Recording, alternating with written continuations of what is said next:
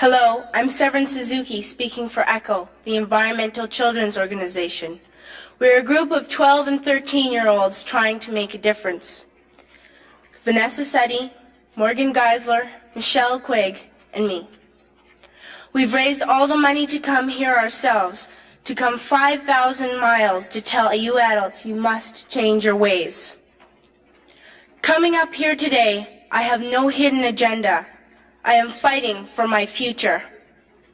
Losing my future is not like losing an election or a few points on the stock market.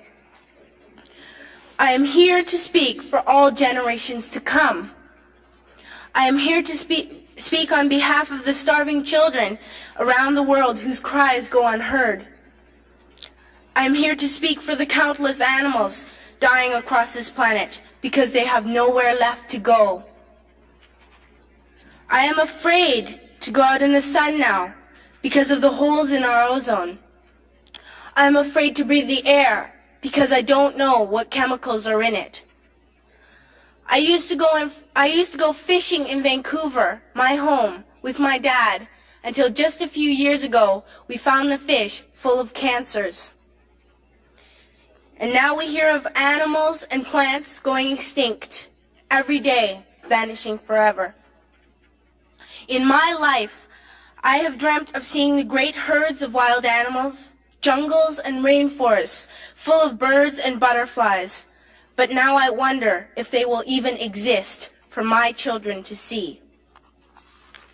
Did you have to worry of these things when you were my age? All this is happening before our eyes, and yet we act as if we have all the time we want and all the solutions.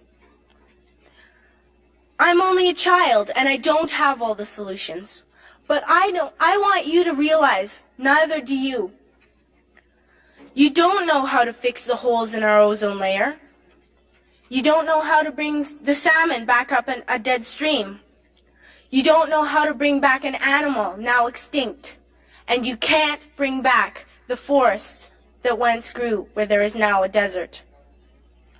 If you don't know how to fix it, please stop breaking it. Here, you may be delegates of your government, business people, organizers, reporters, or politicians, but really, your mothers and fathers, sisters and brothers, aunts and uncles, and all of you are someone's child. I'm only a child, yet I know we are all part of a family. 5 billion strong. In fact, 30 million species strong. And borders and governments will never change that. I'm only a child, yet I know we are all in this together and should act as one single world towards one single goal. In my anger, I am not blind, and in my fear, I am not afraid of telling the world how I feel. In my country, we make so much waste. We buy and throw away, buy and throw away, buy and throw away. And yet northern countries will not share with the needy. Even when we have more than enough, we are afraid to share. We are afraid to let go of some of our wealth. In Canada, we live the privileged life with plenty of food, water, and shelter. We have watches, bicycles, computers, and television sets. The list could go on for 2 days. 2 days ago here in Brazil, we were shocked when we spent time with some children living on the streets. This is what one child told us. I wish I was rich. And if I were, I would give all the street children food, clothes, medicines, shelter, and love and affection. If a child on the streets who has nothing is willing to share, why are we who have everything still so greedy? I can't stop thinking that these are children my own age, that it makes a tremendous difference where you are born. That I could be one of those children living in the favelas of Rio. I could be a child starving in Somalia, or a victim of war in the Middle East, or a beggar in India. I am only a child, yet I know if all the money spent on war was spent on finding environmental answers, ending poverty, and finding treaties, what a wonderful place this earth would be. At school, even in kindergarten, you teach us how to behave in the world. You teach us not to fight with others, to work things out, to respect others, to clean up our mess, not to hurt other creatures, to share, not be greedy.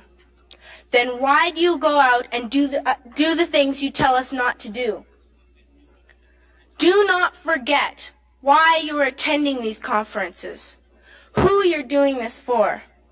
We are your own children. You are deciding what kind of a world we are growing up in. Parents should be able to comfort their children by saying, everything's going to be all right. It's not the end of the world, and we're doing the best we can. But I don't think you can say that to us anymore. Are we even on your list of priorities? My dad always says, you are what you do, not what you say. Well, what you do makes me cry at night. You grown-ups say you love us, but I challenge you, please, make your actions reflect your words. Thank you.